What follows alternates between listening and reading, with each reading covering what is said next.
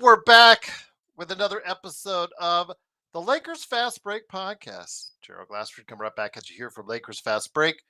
Pop Culture Cosmos, where we cover the latest news and trends in pop culture each and every week, twice a week, wherever you get your podcasts. On the latest Pop Culture Cosmos, the Super BS Gamescast, and we share our thoughts on the best video games of 2024. So catch it today on YouTube at Pop Culture Cosmos or Apple Podcasts, Spotify, or wherever you get your podcasts. Also, as well, Inside Sports Fantasy Football. I'm going to gather the guys together to talk some football for the playoffs, NFL, and also what happened in our fantasy football playoffs as well. That'll be coming up next week on Inside Sports Fantasy Football. Also, as well, of course, yes, no worries, Xbox. Truly appreciate it, my friend. We're still waiting. I'm still waiting on a reply. I'll just let you know that right now, Xbox. Still haven't heard from the range guy that put out these lies during the course of the game. Also, as well, go ahead and check us out each and every time we have a game at playback.tv/Lakers Fast Break. Good crowd tonight with the Lakers and the Hawks. Go ahead and check us out each and every game right there for you at playback.tv/Lakers Fast Break. Also, as well, hopefully we will have John Costa, Clutch Talk and Lakers Corner. Please like and subscribe. Joe Soros game, Crypt, Coreupt on Steam. The Lakerholics crew, they'll be here tomorrow morning at 11 a.m. for your viewing pleasure on the Lakers Fast Break on YouTube. And also as well, of course, John McCallion, Empire Jeff TV covering the Lakers and the Dodgers. Also as well, Lakers in 5. Of course, Daniel Berry Sports Highlights. Yo! Also as well, of course, Alfred Esmond, Legend 350. Also as well, of course, Stone Hansen. All these great people. Please support them. But make sure you also like and subscribe. We are just over 2,000. 2,000 subscribers strong right there for you. Go ahead and make sure you subscribe today and like our videos so you can get the word out to everybody else. So they've been very divisive on us, but they can't stop watching us right here at the Lakers Fast Break. They love us, they hate us, but they can't stop watching us, which is the best thing ever for us. Don't stop watching us right here at the Lakers Fast Break. And last but certainly not least, I want to give a big shout out to everyone out there who are or just became a member, including Sam.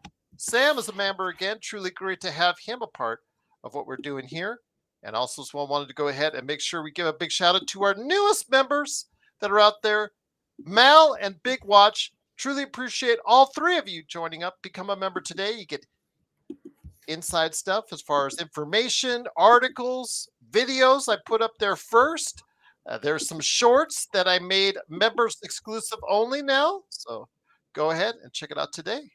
Right there for you from all of us right here at the Lakers Fast Break podcast. I can't see what's... Oh, the range. Yes, the range. So far, I have not heard back from the range yet. So talk. That's from life, Gerald. When yes. I'm checking my email. I have it right here in another tab, Sean. Don't be scared. I said you scared, huh? Don't be scared. Instructions were not hard at all. They were not hard at all, guys. Email us so I can give you a link. I do not give it out on the air because if that's the case, if anybody just shows up, get a whole bunch of stuff going on, fry up the system, etc. If you want to come on the show, we've always said, sure, just email me. LakersFastBreak@yahoo.com. Go ahead, Sean, before we get into the game. No, I was going to say, Joe's like DMX. You want to take it there? You want to go there? we could go there. That is the worst area you want to discuss if you come with some BS. That's the worst area.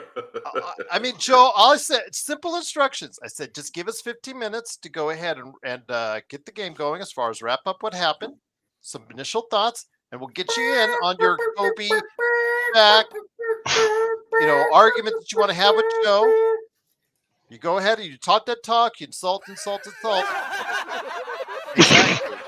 And then you guys are killing this guy. You guys are killing this guy right now. He killed like us. chicken tonight. Like chicken tonight. Like chicken tonight. Hey, maybe he's getting his encyclopedia ready. Who knows? Well, John, think of it this way. Okay, let's say you had a bully at school. You had someone talking all the smack at you, time, and you finally just said you had enough. You said, okay. Yeah, that happened to me once. I punched him in the face in the classroom. I never got bothered again. Exactly, that'll do it. But let's say, okay, dude, you think you're all mad? Let's after school, right there, 3:00. Meet me out on the field. You go there, and then you're out on the field, John, and you're waiting for this guy, and you're waiting, and you're waiting. Kind of how it feels right now, huh? Yeah, kind of. That's all talk, and once he gets challenged, he said, tastes like victory. He said, you guys don't allow us on the show. I'm just like, excuse me? Yeah, he's making an exit. Yeah. Dude, no one's ever came on the show that yapped. No one. How long we've been doing this? Over no one. 3 years. I remember Kenneth Stone. He had an issue with you. You guys worked it out on camera. His was different. He was a part of your show already. No, he wasn't. You sure? Yeah, he was just a guest. No, he wasn't yet. And he wanted to talk to you. And he did, because he had some points he was trying to make. He made some very valid points. You came back. You guys found a happy medium. You guys respected. Now he's a big fan of yours. I always see whenever he comes on the chat, he's a big fan of yours. Kenneth wasn't also a blind jackass trying. Yeah, he was very respectful.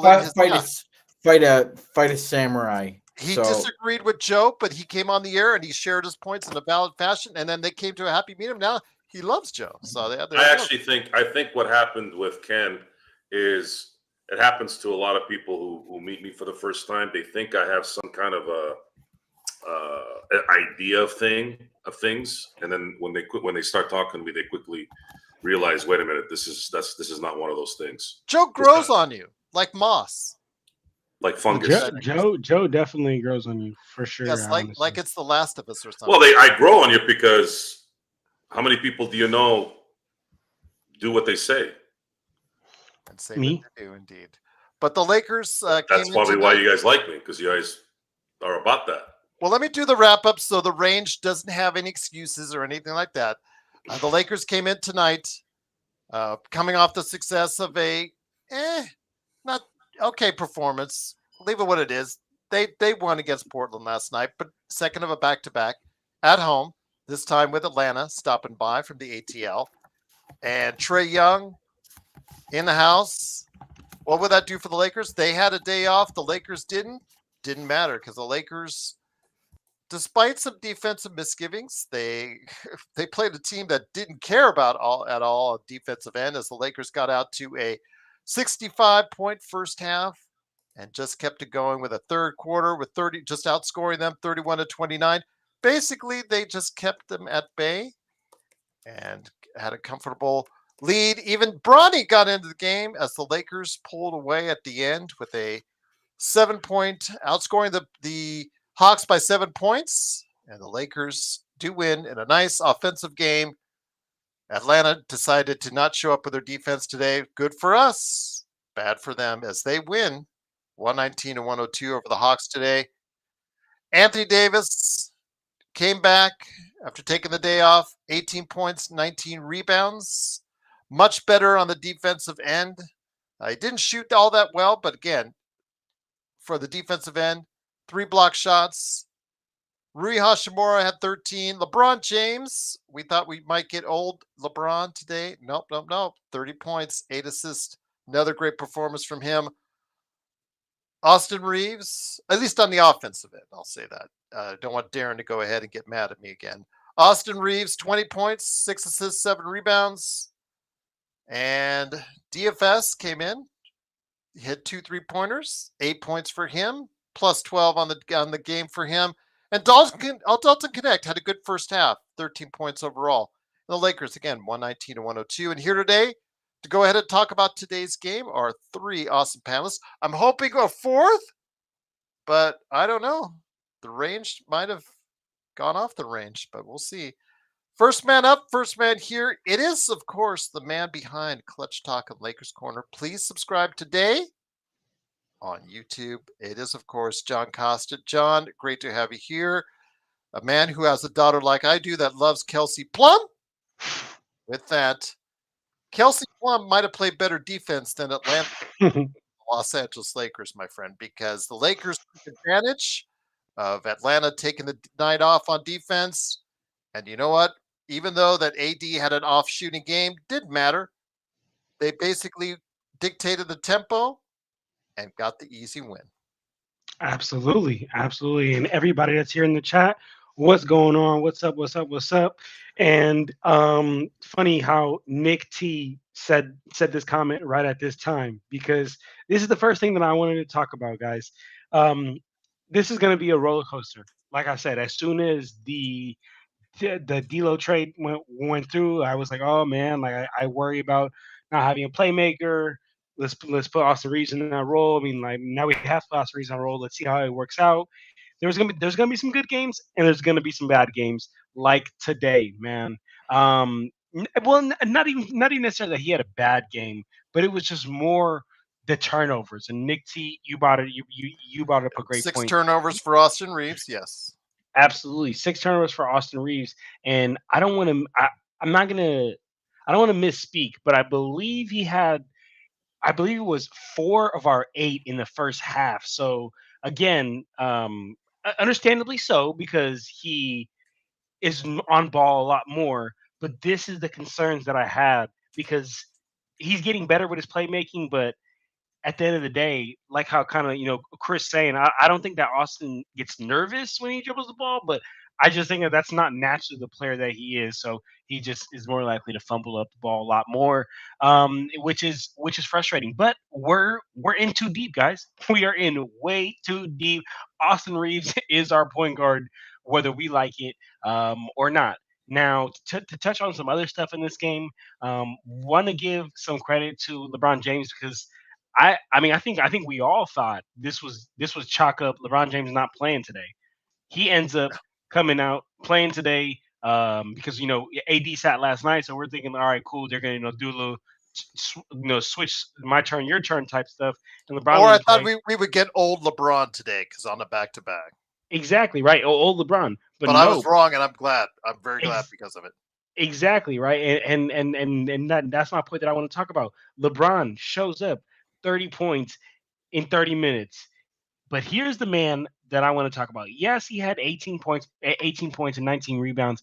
But I was talking to my friend Mike, and shout out Coach Mike. He was there in the playback with us. I was talking about AD, and he said, like, I finally see what you guys are talking about when you say AD's effort just isn't there, right? And I think that tonight was, I think, another example. I could point to so many plays in this game where I just saw, honestly, a lack of effort, especially on the board, especially like on the boards. And I think that AD dictates that for this team. He has to be the head of the snake. Whatever the head of the snake does, the rest of the body will follow. So if AD is hustling on the glass, if AD is giving that extra effort, I think the rest of the players will. And tonight, nobody brought it. We're just happy. I'm just happy that we played a Hawks team that decided to play even less defense than we did tonight. Um, but happy to be here, though, guys. Great Lakers win. Lakers win is a win. Great to have you here. But 19 rebounds for AD tonight, though.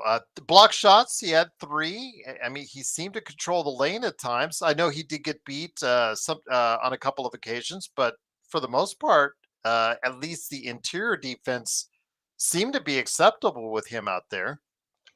My biggest thing is, for a good amount of the game, he had Clint Capella on him, right? And I think that there's certain matchups, and I look to well, I don't want to say Joel Embiid. Joel Embiid might be a really bad example of this, but there's certain players. Oh, actually, Jokic. Jokic is a perfect example of this. Go watch Jokic in the game that he has a smaller guy on him. He has a mismatch. He doesn't waste no time. He is immediately, give me that ball, bully, bully, bully, bully, bully, get out the way. And those are the things that I think that Anthony Davis needs to do a little bit more. So when I talk about his effort, you're right. 19 boards was great tonight, but the effort. I mean, you got an older Clint Capella on you. You're supposed to be primetime AD, and I felt like I got more effort from from a LeBron James tonight. So, um, just nitpicking the little stuff because when you're great, I mean, when you want to be Not a great, good it's shooting. what Not it a good shooting night. I agree with you there. 6 of 17. Maybe it's taking the day off. I don't know what it was. But yes, 19 rebounds for him, plus 17 on the game. I thought defensively he brought something much better against Atlanta than he did against Cleveland. But maybe it's because they were playing Atlanta instead of playing. So I'll just leave it at that. But also here today, good man indeed. He is the madman from Toronto.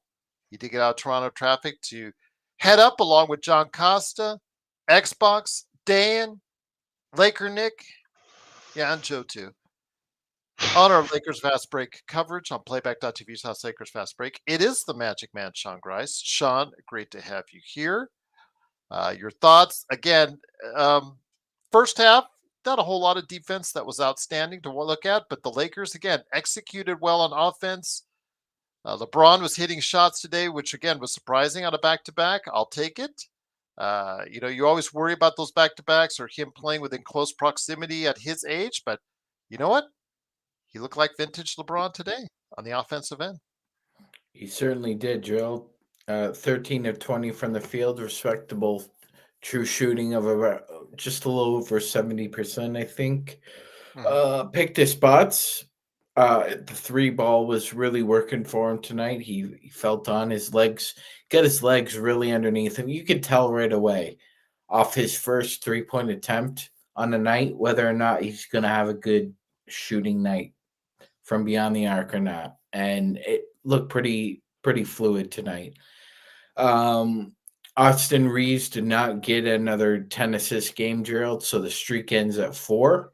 However, this is 6 straight games now with at least one Laker averaging 5 or more assists. So since D'Lo's been out, other than LeBron, I should say. So since D'Lo's been out, the facilitating hasn't really taken a nosedive, and the bench scoring hasn't really taken a nosedive either, Gerald, because it seems like Dorian Finney-Smith and Dalton Connect hit timely threes today for the bench. There you go. Absolutely. Well said, my friend. By the way, Sean, I'm looking out over the range. I don't see the range. Do you? I don't see him.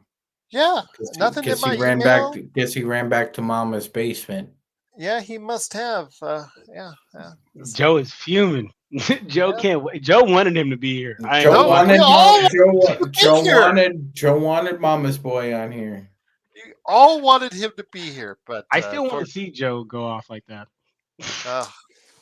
Maybe the range is right. It's unfortunate because that's a ratings thing. That's what gets the ratings going. Yeah. There's a good amount of balance in those who like calm and collective, and then those that love to watch havoc.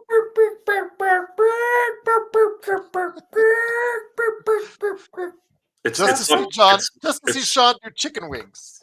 It's a narrative that I've heard since then. It's a narrative that I've heard since then, and it's to downplay Kobe's career. It's what fed that whole issue with him and Shaq, and it's unfortunate that it got to them as well. But if you want to really dig deep on the Shaquille O'Neal thing, you got to understand that, and this is you're gonna have to explain the reality of it. You can't interpret it as a dig.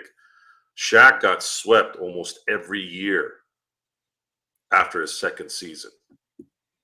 And a lot of that wasn't with Kobe. Granted, 99 was with Kobe, 98 was with Kobe, but Kobe was not starting in 98, and Kobe, there was a lockout in 99 and head coaching turmoil, and Dennis Rodman played a little bit that year. That it was kind of an imbalanced year. It wasn't until roles were defined and focus was 100% in 2000 before they actually started really understanding what they were doing.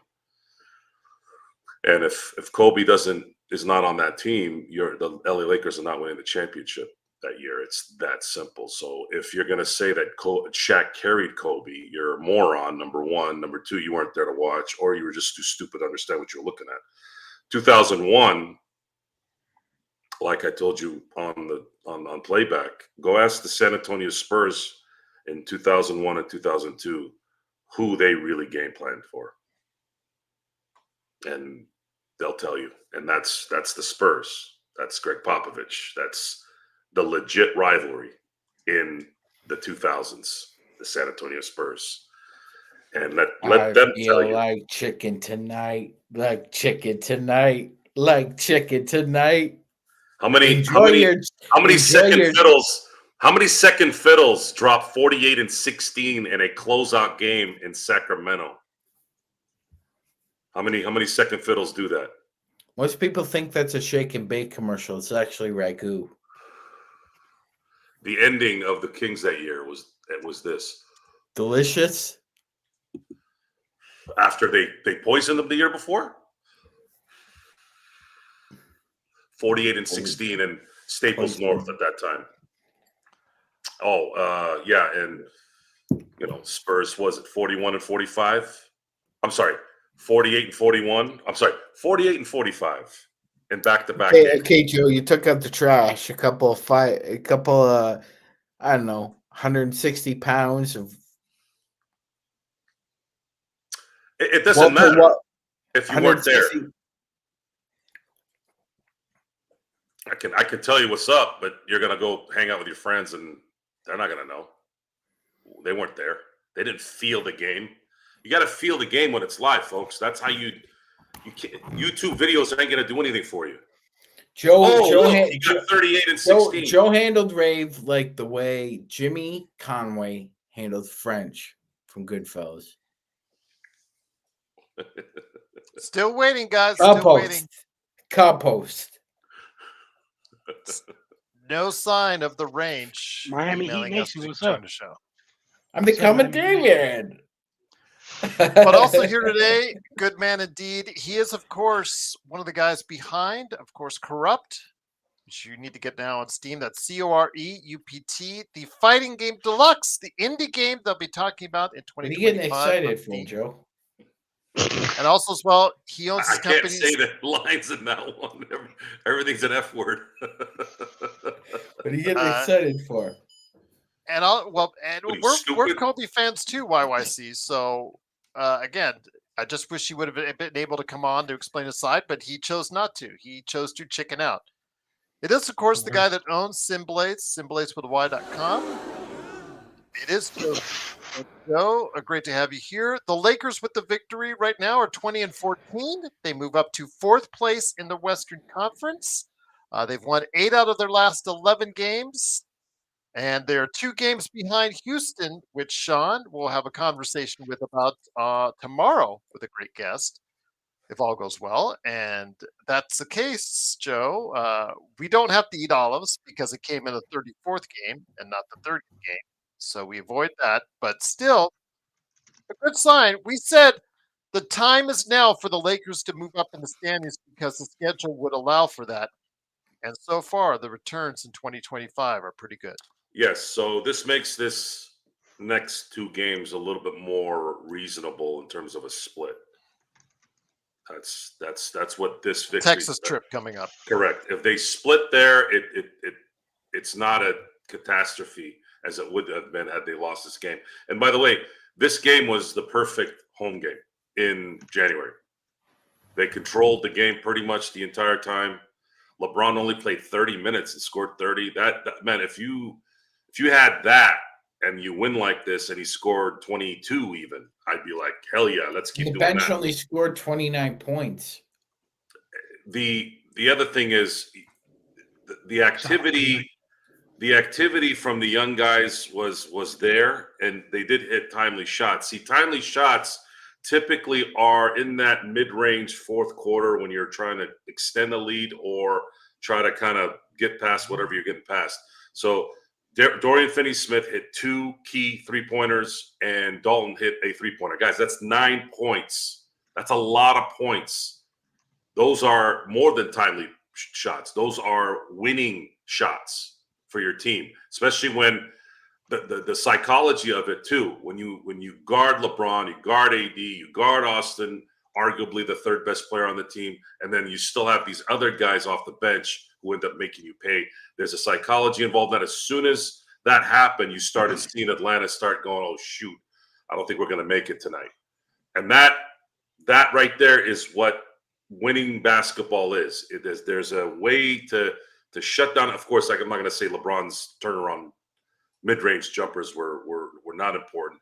I actually would hope. I wish he would do more of those. He was very successful with that mid-range for the first few title close runs, or the title and the year after that. I wish he'd kind of go back to that because I think he can make that shot more consistently than the obvious late game 3-point shot. AD, again, capped at 3 blocks. I could have sworn he had 5 tonight. I think he had 3 just impact blocks where you're just like, damn. I don't know what it is about these statisticians. He looked much more active on defense, Joe, in my opinion, than he did against Cleveland. Well, the rest cannot be understated. That extra 3-4 days matters, especially when you have a plantar fasciata issue, foot issue. This is the stuff that's going to. This is where JJ is going to make his money here tonight. He's going to have to. They're going to have to somehow figure out how to take advantage, and they did. They actually did, whether on purpose or not, because AD did play 7 minutes in that one game where they won. But 3 games where LeBron didn't play and AD, the last 3 games, they won them. They won them. So that's great. Now, here's another thing to look at. The Lakers right now are 20-14. And they are 7 games away from mid-season. Can the Lakers go 5-2 the rest of the way, or the next 7 games? What does that mean? Well, if they go 5-2, they're on pace to win 50 games. If they get 50 games, I predicted they'd win 41. If they get to 50, it's almost guaranteed they're going to get at least a 4 seed, based off what you're seeing now. And that right there would be. And it's possible. And it's freaking possible. It's possible, but they still need 1 more or maybe 2 more guys. Yes, but look at this, Joe.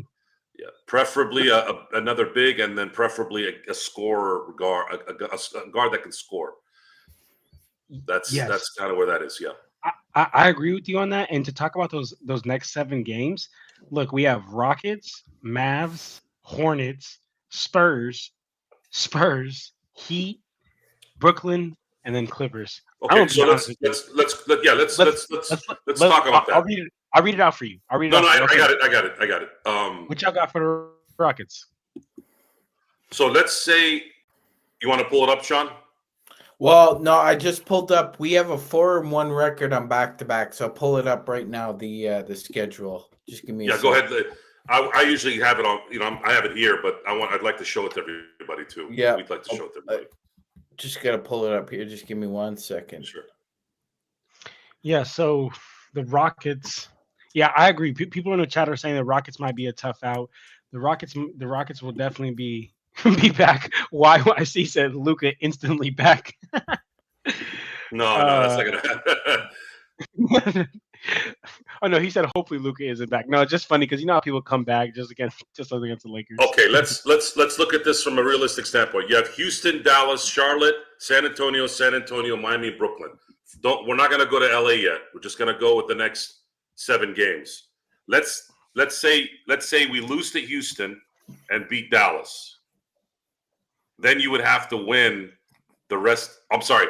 Then if you beat Charlotte, and then maybe you split the San Antonio 2, and then you win in Miami and win in Brooklyn, you're sitting at Miami and Brooklyn are home games, so I think those are wins. So I think 5-2 is conceivable. I think 5-2 is very doable with this. Absolutely. They split the Texas road trip, they split the San Antonio games, and win the rest.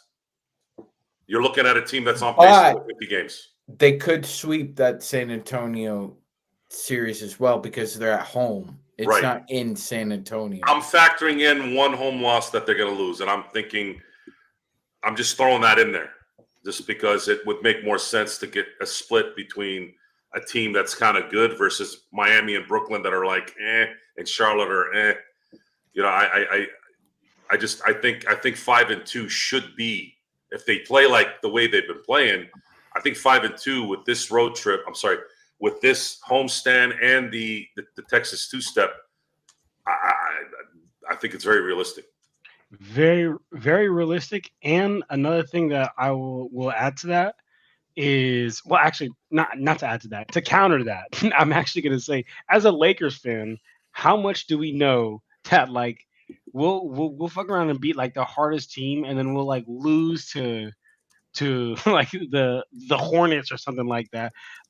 Like that's one of my biggest things that I want to say going into this road trip, because I don't know if you guys can relate, but as a Lakers fan, I feel like so many times when I talk to other people and we're gonna play like a weak team, they're like, "Oh, well, you guys should have this in the bag." I'm like, "Well, you just never know with the Lakers." So I just want to preface that because I think it's extremely doable, that 5-2 record, especially with what we have. But with the Lakers, you never know. Like they'll come out like, "Oh, well, we've won the last two, so we're just not gonna come out that same intensity," and then you end up getting your head stepped on by a bad team. Well, let's talk about that for a second. I'm glad you brought that up.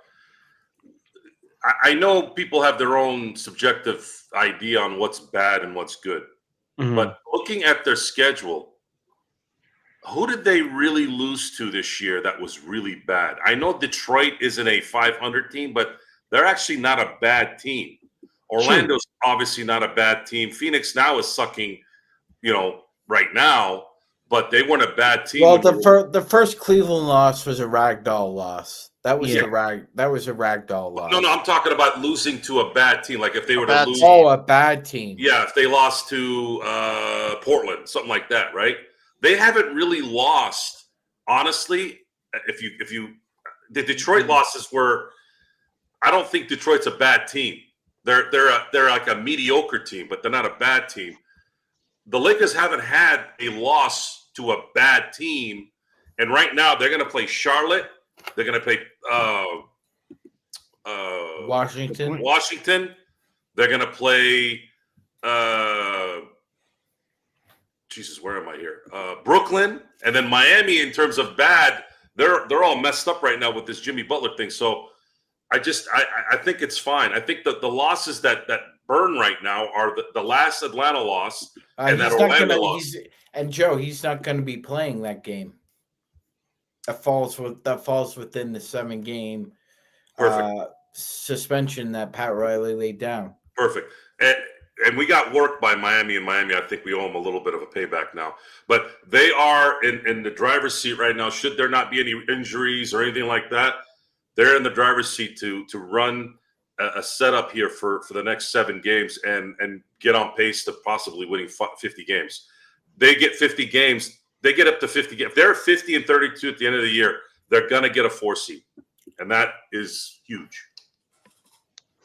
Once again, it is the Lakers Fast Break. It is John Costa, Clutch Talk on Lakers Corner, the Magic Man, Sean Grice, and, of course, Joe Soro. We're still looking for the range. Still not here. Oh, well. The offer was made, but unfortunately someone decided not to take up on us. The Lakers do win, however, tonight, and they pull into 4th place in the Western Conference with a 119-102 victory over Atlanta. John, I'll bring it back to you. When you see the Lakers now, again, the trade that was made earlier this week, we were going over it back and forth. A subscriber. Thank you, Young. Appreciate you, Young, subscribing to us. Always great to have subscribers. We're now over 2,000 and growing. Truly appreciate it. Let me ask you this, John, though. The early returns, this was DFS's best game or best showing by far since the trade. Still only 8 points, but yes, gave us a couple threes, gave us a 2. Again, I still would like to see more, but is he going to be given the opportunity to do more? Shake is sort of a wild card in this situation, so you don't know which Shake you're going to get. I think every now and then he's going to pop off for a big game and then have a lot of games like today. I think that's just who Shake is over the course of his NBA career. But Maybe he'll prove us wrong if that's the case. I'm hoping he'll be consistent. But DFS was the reason why the Lakers made the trade, or in Joe's case, to get rid of D'Lo.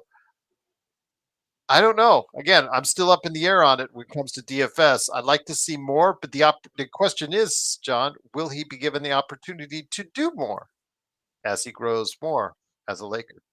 I mean, I sure do hope that he's at least given the opportunity, especially because if he's not given the opportunity, I would feel like, we let our point guard and a playmaker that we have on our team walk for someone we're not even going to give a chance to. Like, I think he should absolutely have the opportunity. Now, whether he earns that opportunity is going to be up to him in the way he plays. I do think that I've said this a lot on this channel. I don't think that any team should have one starting lineup, right? I think you should, depending on who you're playing, the league is all about matchups and matchup that night. I think that there are some nights that it makes sense to have him out there.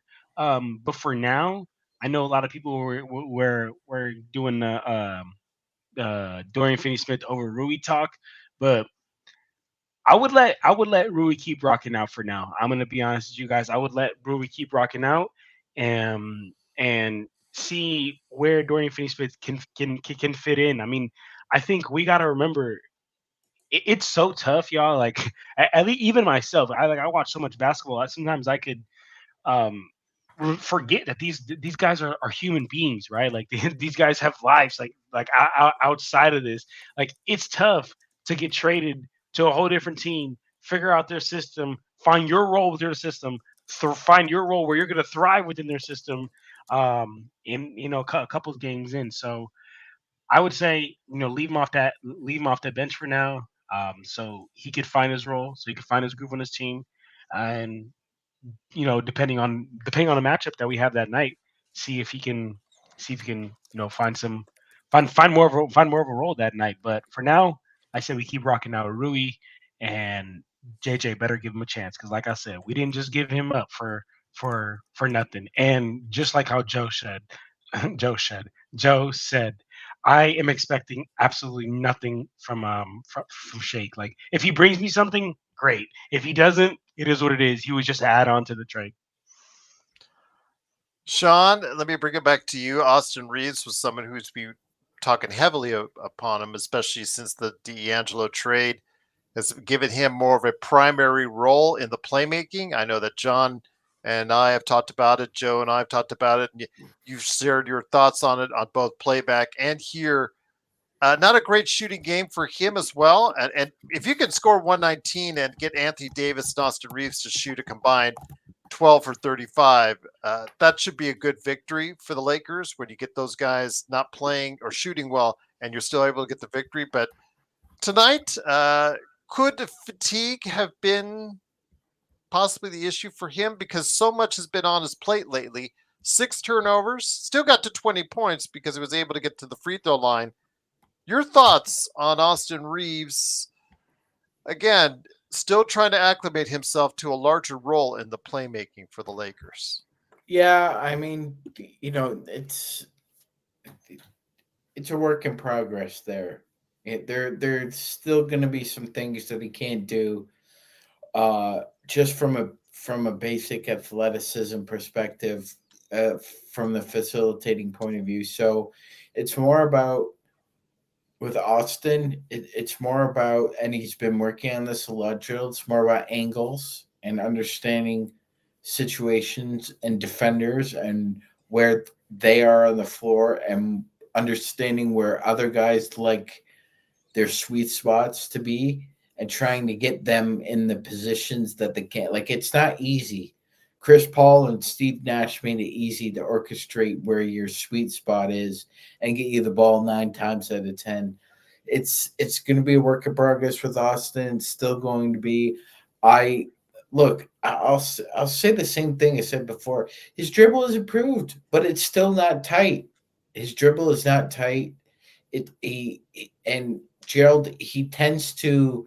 I don't know why he does this, but if you watch him, for some reason, as soon as he goes above the break, for some reason, he'll step sideways instead of facing up the guard. I don't know why he turns his hips. He just it's just you have to lower the ball naturally, and he leaves himself open for just swipes, especially with a loosey goosey dribble. Other than that, he's done an admirable, great job, Gerald. He really has. He's pretty much showing his generation. He's turning into his generation's like Dan Marley, Manu Ginobili, like a versatile guard.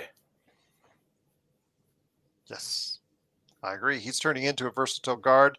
Let's hope he can just improve on the playmaking and ball handling. But that's the second time in 2 weeks he's had 6 turnover games. So his dribble, I'm not sure what. But the thing is, we've also said about LeBron too. LeBron also has a propensity for high turnovers. I mean, he leads has the record of all time of turnovers. I'm going to say this, Gerald. Phil Tandy couldn't fix it. I don't think anybody can. Yeah, that's true. Good point there. Very good point there. I mean, it's just something that I think we're going to have to deal with. Golden State, for instance, for all the success they have, one thing they've never been able to cure is the turnovers on that team. It's always something that's addressed and talked about constantly by Steve Kerr. So, and they've won quite a few titles over the years, in recent times. So, turnovers for LeBron and AR will probably still be a thing going forward. But as long as we can still continue to get the W's, that's all that should matter. Right here for us, the Lakers Fast Break. Joe, again, we faced a team tonight. I know you don't consider any defense being played during the course of the season, and Atlanta, they must have heard you in the locker room or played some clips from you in the locker room, because they decided not to play defense tonight, and it made the work for the Lakers that much easier. Yeah, it's and they had the day off. The Lakers seem to lose those back-to-back games from their opponents, so it was good that they had a day off. 4-1 in back-to-back games this year, Joe. Fifth best record in the NBA. That's when the Lakers are playing the back end of a back-to-back. I'm talking about when the Lakers play a team that's playing on the back end of a back-to-back. They seem to lose to those teams that are on a back-to-back. That's what I meant. They took it. The Lakers took advantage of the matchups. They took advantage of the fact that Atlanta was not making shots at the beginning of the game, and they never really recovered. I was waiting for Atlanta maybe to get on a hot streak, because usually when you see a lot of missed shots like that at the beginning of the game, you're like, ooh.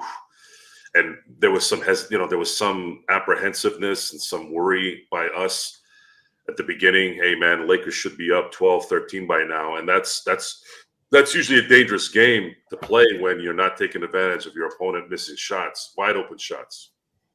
But Atlanta never really recovered.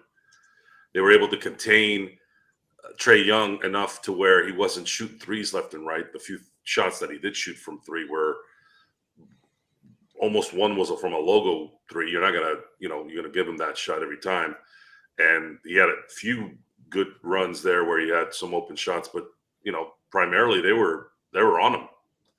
Game plan was very good tonight. JJ Redick deserves a lot of credit, and LeBron played the perfect game in terms of minutes played and his execution.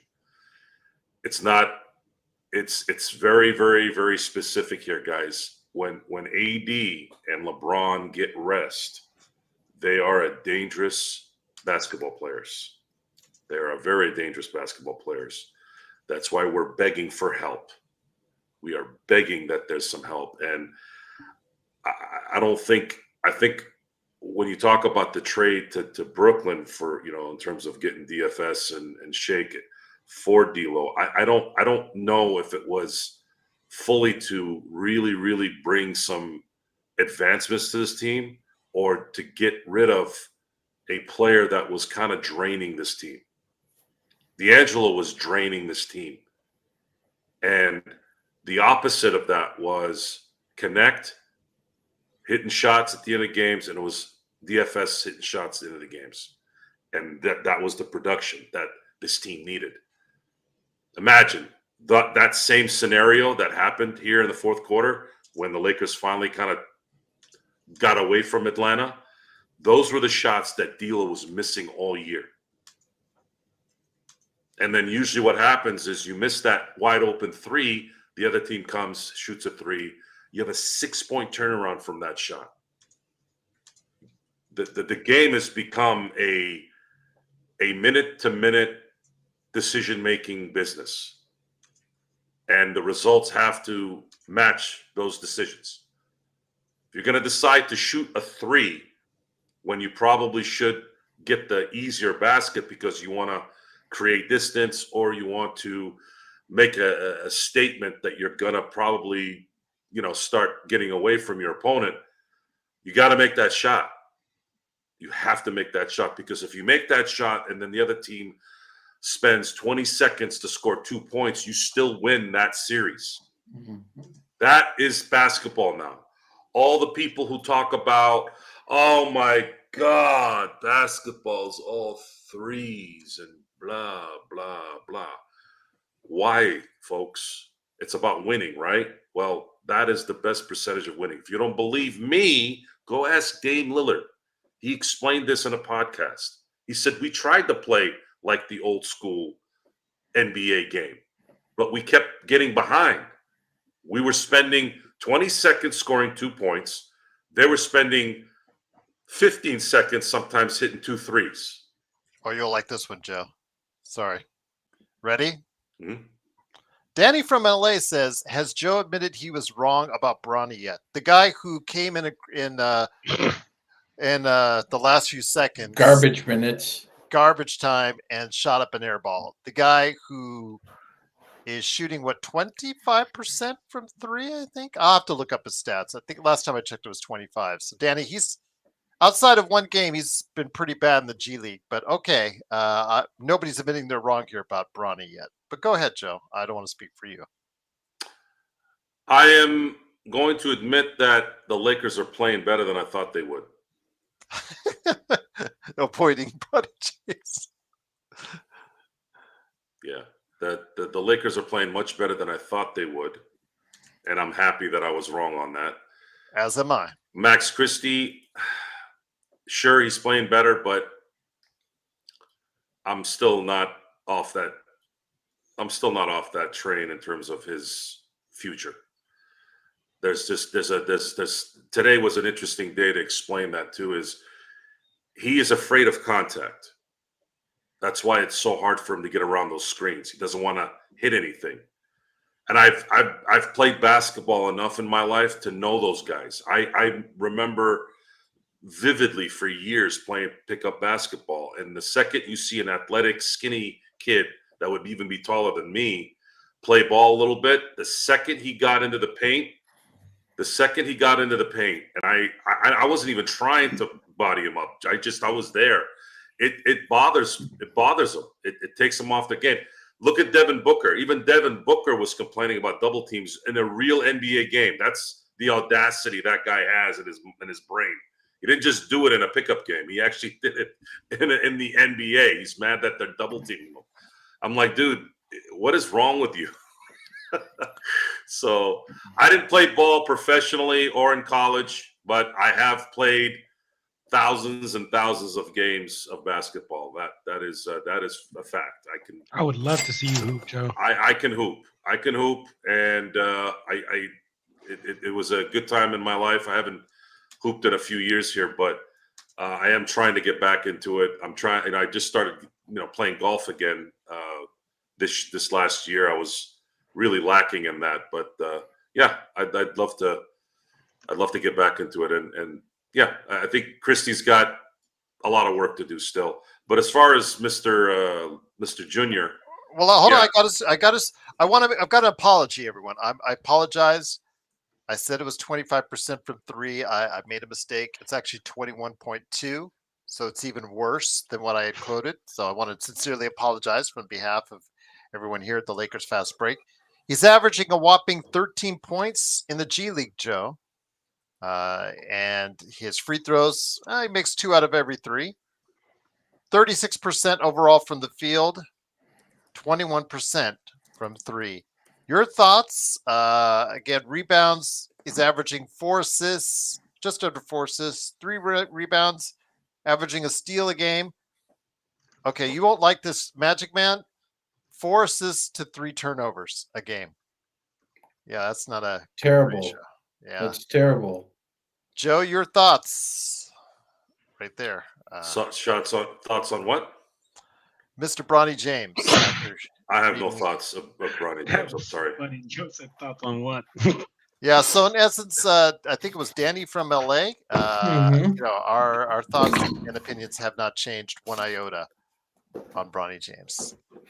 Yes, still not an NBA player. If his name was, I don't know, Joe Soro instead of Bronny James Jr. He'd be a fucking legend. Yeah, with those stats, John, he would not even be considered to be. First of all, this is why basketball would have never worked for me. That's why I play football. I am 6'3" with shoes on, and I have huge palms with short fingers. That is already going to be a problem for me. Now, you can say that, hey, Barkley was only an inch and a half taller than me. I don't believe that, by the way. I think he's a legit 6'6". You say you're 6'5"? What'd you say you were? I'm 6'3". So, here's the just to kind of put in perspective on how freakish Charles Barkley was as an athlete. Charles was probably without shoes 6'4.5". That's what he says, right? And he had small hands. He said he couldn't palm the ball. And look what he did. Me, I just no way I would have ever been close to anything Charles Barkley, even though my mentality was probably closer to how he played. My athleticism was never. I was good in playing I was an all league center, and I was good at being the closest thing to Dermontti Dawson as I could be. Dermontti Dawson's an all-pro center for the Steelers back in the 90s. I loved to pull, and I loved to destroy human beings. That's really what I did. That's what I was good at. As far as basketball is concerned, it's more towards recreational basketball. I just didn't have the basketball kind of organized college type athleticism that would have worked. So let me get John back in here. John, Nick T in the super chat. Thank you so much for. What were you going to say, Sean? I was going to say Charles had a great comeback for Ernie last night. Ernie said, Charles, Giannis just broke a record that you and Zion Williamson hold. And Charles said, what is it? Most hamburgers eaten in a 24-hour period?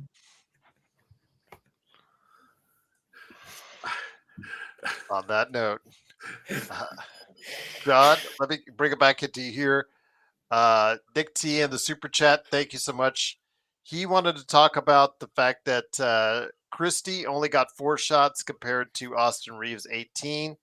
Right now, this offense seems to be really geared towards 3 players getting the multitude of shots, with a little bit of thrown in there for Rui, and then some, I don't want to say crumbs for lack of a better term, but obviously when Christie's not feeling it or being aggressive enough, he is not getting the ball as much as maybe some people would like, because they love the fact that he is turned on in recent games to become, at least for now, a player that hopefully we can continue to count on going forward. John, your thoughts when you see the fact that there's a big 18 behind Austin and only a 4 behind Christie?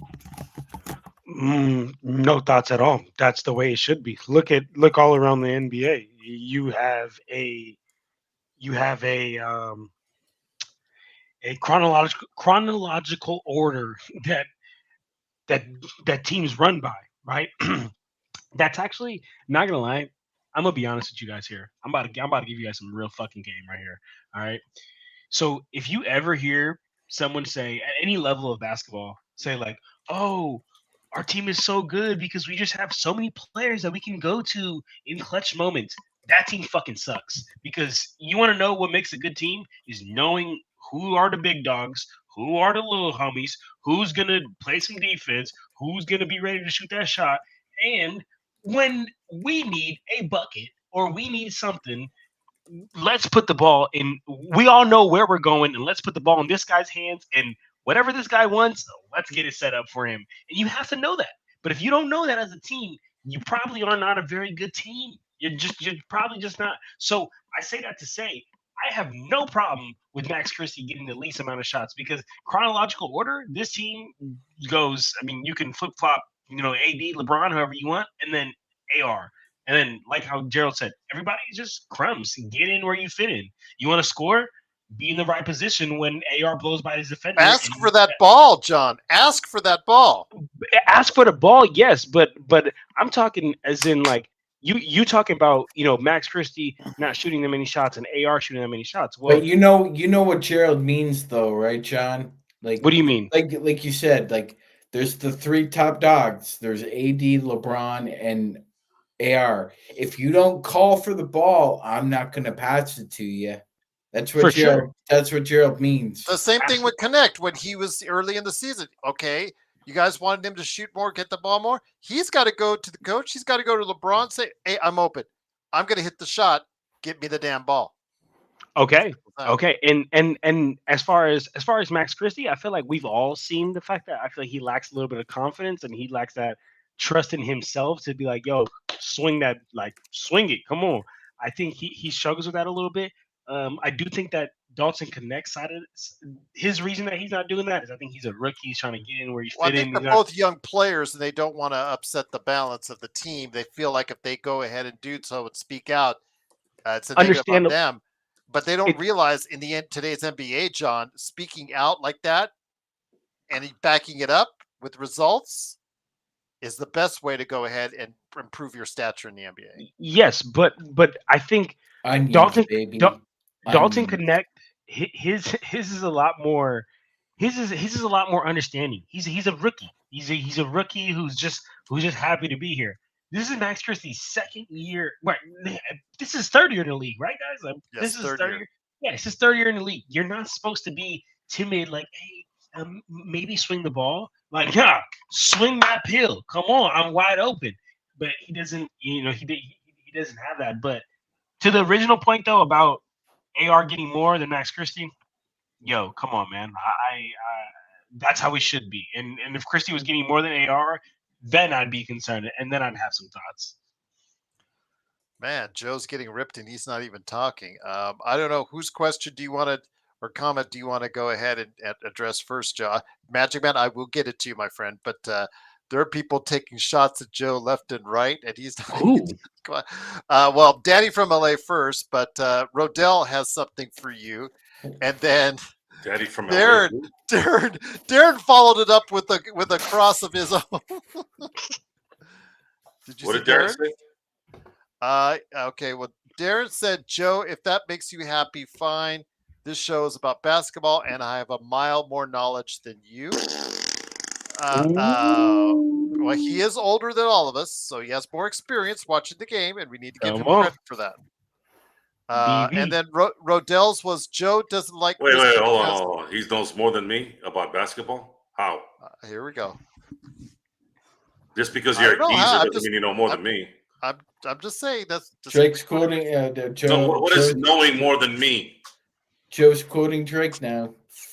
I don't listen to Drake. There are two rough. All right. And then Rodell said, "Fuck you in your ears." Rodell, you want to come on the show and show me how much you know? Ooh! It sounds like a challenge, Darren. I need to bring back Do You Know Lakers trivia? Maybe for our members. We'll go ahead and do that. Rodell says Joe doesn't like Christie because Stone said he wasn't an NBA player coming out of college. We need Stone to change Joe's mind on Christie. I don't give a shit what Max Rodell says. Rodell is useless. Max should be a decent role player. I agree Rodell doesn't exist. Well, I've been saying that he would. He should change his name to Lodell. He should change his name to Lodell at this point. I don't even pay attention to Rodell. That's probably why you didn't hear me say anything. I saw Rodell's name on there. I was like, I just deleted it. Me and Xbox. Pick and roll. Darren says you're a football player. You admitted to the whole chat. They know who you are. He also played. He said he played center. You want to play? Do you want to play basketball, or so we can see how good you are at basketball? What if we set up a live stream, y'all? By the way, by the way, like there's been a lot of great athletes who have played either or sport in college and then played the other professionally. Yeah, a lot. Look, I've played almost every mainstream sport. I even played tennis after school and was pretty good. I played golf. I played basketball. These I played guys softball. didn't play I growing played up baseball. with hockey. I've played field hockey because there's no ice where I'm here. There's no rinks out there in 1980. You got to go up to the California. I loved playing hockey on the basketball court. That was a fun recess when we would play. I really actually, when I think about it, people would want to play kickball or they wanted to play softball. I'm like, no, let's play hockey. Getting that puck in that goal was like heroin to a heroin addict, man. It was great. That is a crazy reference, Joe. Yeah, well, I'm just saying it's a hard drug, and that was like a drug, man. When you got that puck in that hole.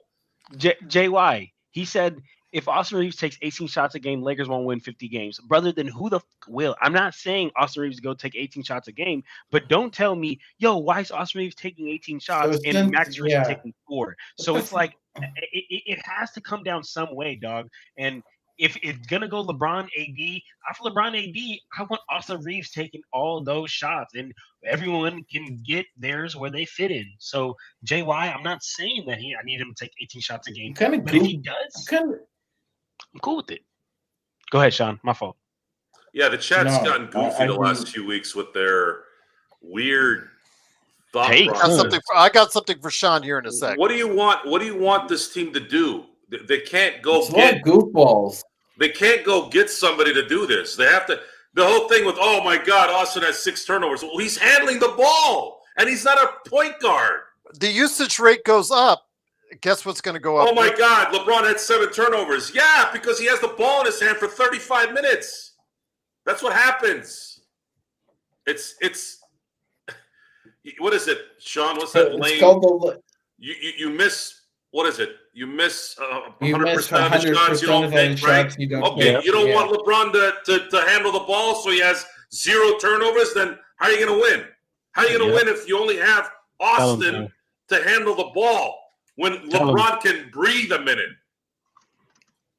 You know, I know LeBron has got this amazing stamina and longevity, but he's still a human being. You got to say it's the rest. You know, you got to give some. You're going to have AD play point guard. I know he played point guard in high school, but those days are gone. I love Henry. I love you, Henry. Got nothing but love, my friend. Sean, that's perfect right there. Yeah, it is. Glad you enjoyed the game from Crypt right there, my friend. This team really got a dose of reality about a month ago when they lost by 41 in Miami, Gerald. Yeah. But since then, 2 things have happened. One is, Austin Reeves is taking more than 15 shots a game, and Max Christie was inserted in the starting lineup. And since an OT loss, Gerald, since an OT loss to Atlanta, the Lakers are 8-3. They're 8-3 since that blowout that we suffered in Miami. 8-3. They've responded pretty well. This month, if you go 8-3 again, guess what? In December and January, you went 16-6. That's pretty good. It's pretty good. So Thanos got. Oh, I was going to say he's got something for you right here when you got a chance. Go ahead, my friend. Go ahead. One thing I like that I'm seeing in general, Damon says, is that it seems like more different people there's different contributors to our games these days. One day it's Connect, another day it's AR, another night was Christie. DFS helped out a little bit coming off the bench, Connect in the first half. Your thoughts? Is that somewhat of the same impression to you, Sean? Yes. Everybody's trying to contribute with their strengths, and if their primary or secondary strength isn't there, they're trying to do something else. As you're seeing, Gerald, you know, at this point, like Joe said, like I don't know what else we should expect as Laker fans from these guys. I think they're giving us every ounce of effort and concentration they can. Just it's some games it's not there. That being said, though, with the addition that we've just had, I'm just gonna show a quick video here, Gerald. This is the impact one player can have on a team defense. Ready? Make sure the volume's off. Make sure the volume's off. Okay. Yep. Here we go. This is DFS on one possession.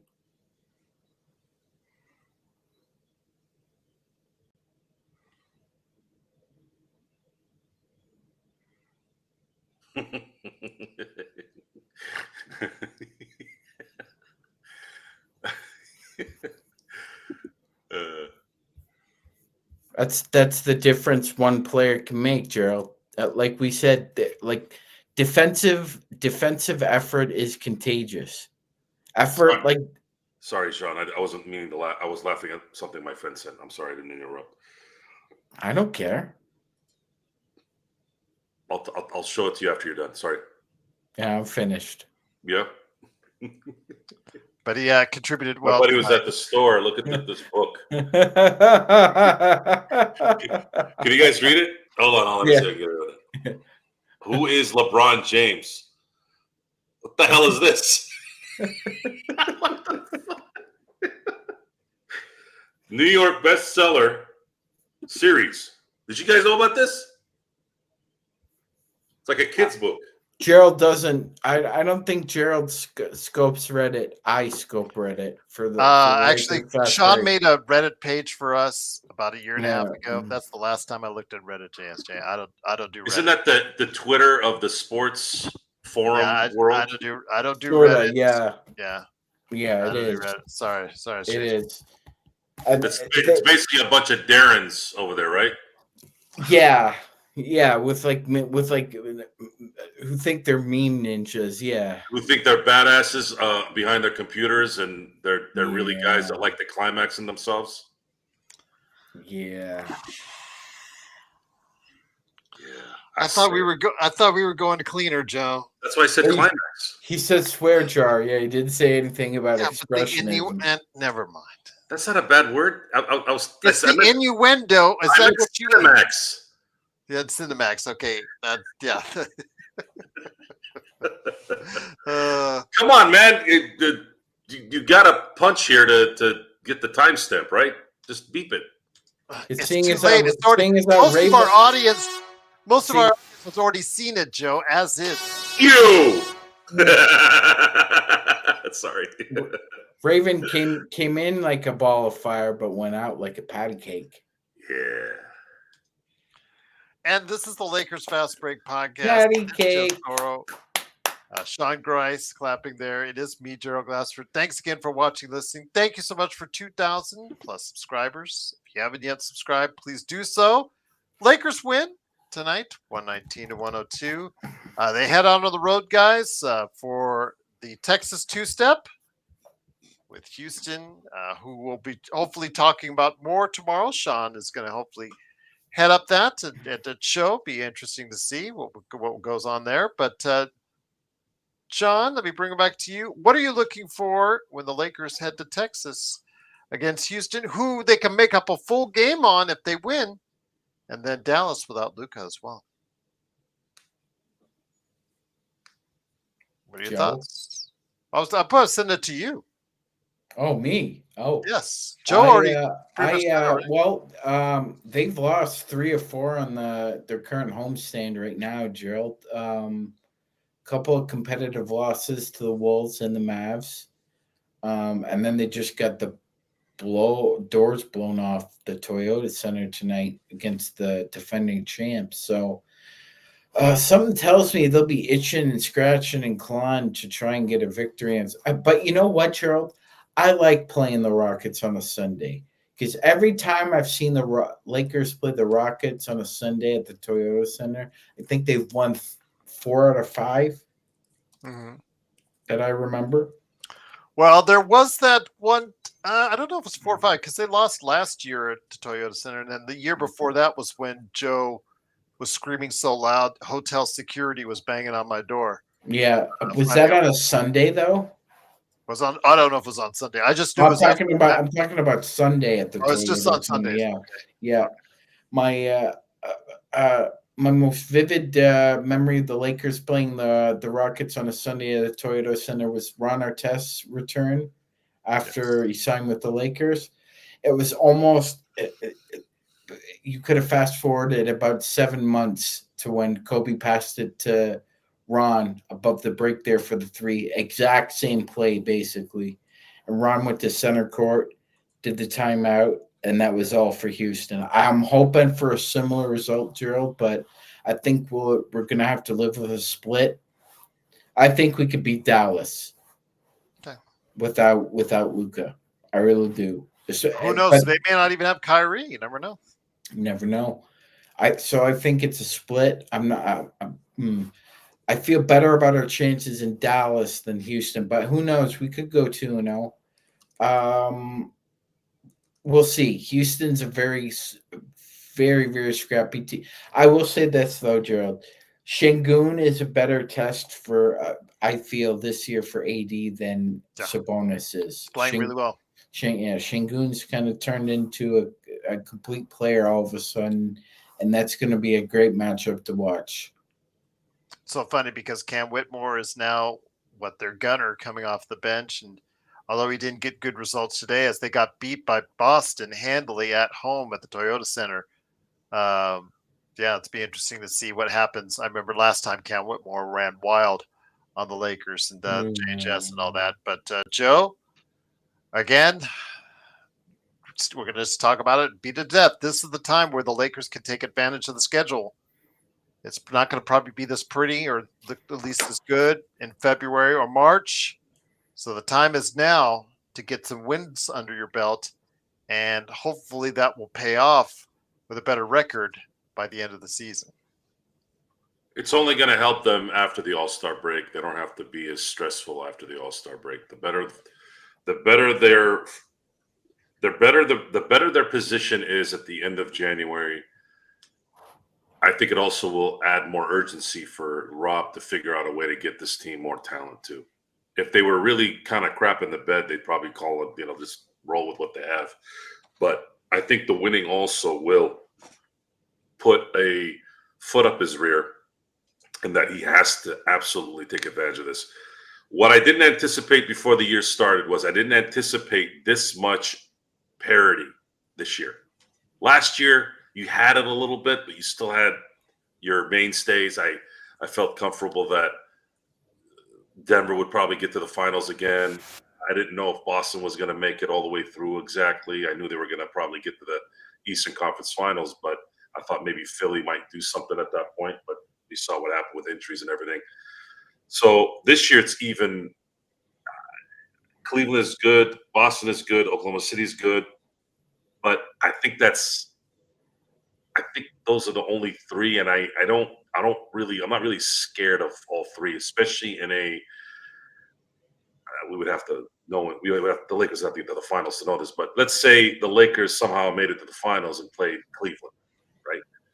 Cleveland now playing in the regular season versus playing a seasoned LeBron and AD who've won championships, and it's the LA Lakers, and that's a different ball game versus when it doesn't mean as much. So those type of things, I'd say, I would give me a little bit more hope if the Lakers were able to get there. But they're gonna need to put some pressure on Rob here and play very well for the next 3.5 weeks. Then when you start getting close to that deadline, it's like, hey, dude, this team needs just one or two guys, and you're going to be able to make a run. And that's how I see it playing out. Before we head on out, John, I guess as Darren continually takes shots at me, I guess he's what's going on with Darren tonight? I feel like Darren. He's now upset at Henry. Henry's just a happy guy. He just went to the game at the Crypt. Well, Darren went full. I'm sorry, I have to say. Well, he went full re. He went full re. You know what? And hold on. Is that in and out? God. No, he really went like he was kind of half for a while there because he is, he's kind of half. He's half for sure. But he went did say one full thing by saying something probably the dumbest thing tonight, which was Reeves is only doing what he's doing so he can stat pad. What does he have to do? What are you talking about? Stat pad?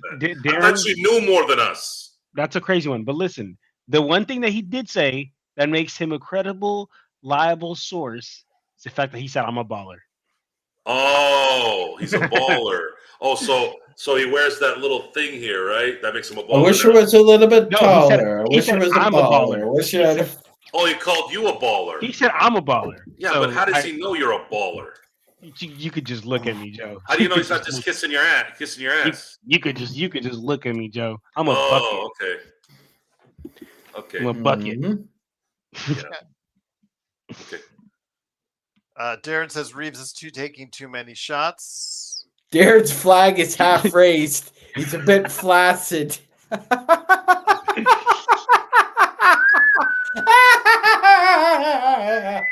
Henry, you're the winner tonight.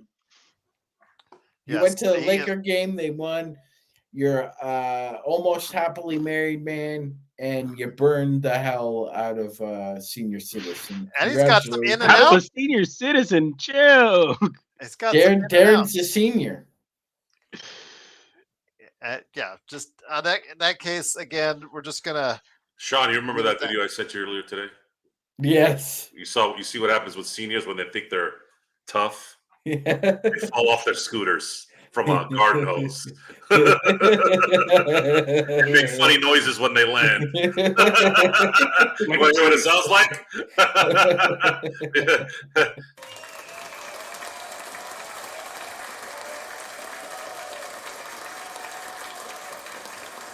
Come on, guys. Let's just, keep the peace. Do we always have to go at each other in the chat? Yeah. Especially after wins. What's going on? It's more the savagery after a win than a loss. I'm trying to stay happy and positive here after a win. I get called out on the last game because I said the Lakers weren't a championship team. And yeah, but who is LeBron James, though? But who is LeBron James? Yeah, who is LeBron James? Who is LeBron James? Yeah. James Braun. There you go. CJ, yes, go Lakers. And of course, the Lakers win 119-102. We'll be back tomorrow. The Lakerholics will be on at 11 o'clock in the morning. So you can get your fix, Darren, there as well. I know that you're a very integral part of their chat. I think you're always trying to challenge Laker Tom.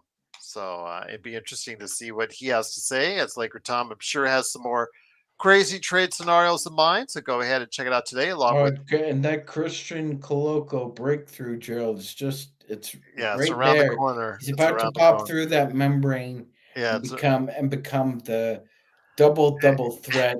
What university did he go to again, Gerald? Arizona. Yes, and I remember Adam saying before he went off that he was hoping that Coloco would get more time and Diaz. Who has a better career in the end as a Wildcat, Gerald? Bryce James or Christian Coloco? I'm going to say Coloco. Yeah. I'm not sure James. Man, I don't know who's worse. Which James kid? Can we talk about how good of a game Connect had tonight? First half, yes. First half. 11 points. Half. Yes. So why did it change in the second? I know he didn't get enough touch. He didn't get too many touches. He did miss, an opportunity. But yeah, look at the numbers. So why isn't he playing better throughout an entire game? Is it just not being able to get in with the flow because he's still learning the process? Like, what is it? You mean consistent minutes? Mm-hmm. He only played 5 minutes in the second half, Joe. Why? And he hit an important shot. Again, maybe I'm assuming a lot of it has to do with defense, because his defense is that bad? It's pretty bad. Yeah. Okay. It's pretty bad. It's pretty soft at this point. He's still kind of like stiff out there. Like, he's not relaxed. Like, you got to be a little relaxed. He's still thinking too much, probably. Yeah. Right? Okay. What's up, sports baby? Great to have you here. I mean, 15 minutes scores 13 points from 7 shots. That's pretty damn good, guys. Mm-hmm. Is that really a thinking issue? Well, we got 6 threes off our bench tonight. Reddish hit a 3 for God's sakes. And by the way, this is the most unidentifiable team I've seen. Every time I thought Cam was hitting a shot, I thought it was Coloco. Every time I saw Austin hit a 3, I thought it was Connect. Like I couldn't tell who anybody was. Clones. It's like Attack of the Lakers. Yeah, I don't know. Clones. It was like watching 3 amigos, bunch of amigos running around everywhere. I knew where Bronny James was though. That was an easy one. He's on the bench. He was the one that couldn't play. And when he did, he shot that air ball. Need I say more on that one? But the Lakers do win 119-102. We'll be back tomorrow with hopefully 2 shows. Magic Man's got a good interview possibly coming up tomorrow night. And then don't forget the Lakerholics crew at 11 a.m. Pacific time. Michael Heinrich, L. Rob, Jamie Sweet, and Laker Tom will be there for you. So full crowd on the Lakerholics crew tomorrow. Looking forward to that. And JY says, as Joe flashed up there, how much did LeBron pay for that never-ending hairline? Okay. I believe when LeBron retires, you're going to see him with a lot more hair, probably a couple years after he retires. Okay. Is Reddish on the team because he's a Dookie panel? No, Reddish is on the team because we had to pick between 50 feet of crap and what was left. And yeah, that was what was left. We have to play Reddish because Gabe Vincent stinks. This is true. And you paid him $10 million plus. John, what's coming up for you in the near future on Clutch Talk and Lakers Corner before we head on out? If you guys want to follow me, please do. Follow everything that I got going on with Lakers Corner. Lakers Corner on YouTube. That is a Lakers page. I'll talk all about the Lakers. I'm actually about to go do a recap video right after this right now on this game that we just saw. So please go check that out. Subscribe. Go check me out on TikTok. It is Lakers_corner. And then same thing on Instagram and Twitter. It's Lakers Corner #2. And also check them out. Clutch Talk, NBA Talk Show. But besides that, appreciate you guys. And I'll see you boys on Sunday. There you go. Indeed.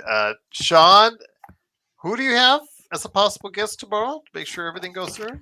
Yeah, we're hoping to grab Frank from the Chop Shop, Gerald. He just obviously great work over there for the on behalf of the Houston Rockets. He's a great interview, very knowledgeable. Check out Frank the Tank on Twitter, and his YouTube channel is very, very in depth. If you want to get into like anything basketball, but particularly if you're looking for a good source to figure out how to watch the Rockets play tomorrow, Frank's a great source. So hopefully we'll have him on and be talking some LeBron. He's a fan of LeBron and what he thinks about Houston's scorching start so far this year. Chris, thank you, brother. I just want to say thank you to Chris. Chris said he followed me. Thank you, Chris. I don't know if you're talking on TikTok, Instagram, Twitter, or YouTube, but I appreciate any of them. Yep. And with that, we sorted out the Reeves conundrum, Joe's patty cake that didn't show up. Yeah, I'm still searching for the range. And, he's probably going to comment after. He's probably going to comment after. I'll email you, Sean, if he does comment after the show. So because those comments are usually the nastiest towards us. So yeah, you had your opportunity to come on, and you didn't want the heat from El Zorro. I guess indeed. But speaking of Zorro, I also asked that Dinbat during the show. He's not showing up. Where is he? Show up on the show. Again, all you guys have to do, Lakers Fast Break at yahoo.com. Come on, old man. Show me what you got. Email us. I'm about to go do this recap. Show me what you got. And with that, don't forget Joe's game, fighting game, indie game of the year, hopefully. It is Corrupt, Coreupt on Steam. Once again, the Lakers do win. Joe, if you could fight Darren with a Corrupt character, who would it be? Destroy. YYC says, what's Sean's record with that Jerry West jersey on? That's a good question. So I wore it tonight, wore it the other night, wore it on Christmas Day. I think we're undefeated this year with me wearing the Jerry West jersey. All right. Make sure you put that sucker in the wash and get ready to wear it again when we go to head to Houston. But for John Costa, Clutch Talk of Lakers Corner, Sean Grice, the Magic Man, Joe Sorrell, Mr. Corrupt, and Simblades, Simblades with the Y.com. It is me, Gerald Glassford. Thanks again for watching, listening. The Lakers do win 119-102. Hopefully you will have a great weekend with us right here. Coming up with the Lakerholics, Sean's great interview with Frank from the Chop Shop, and of course on Sunday with the Lakers coming up as well in the near future with Houston. It is, of course, a great Lakers weekend for you right here at the Lakers Fast Break Podcast.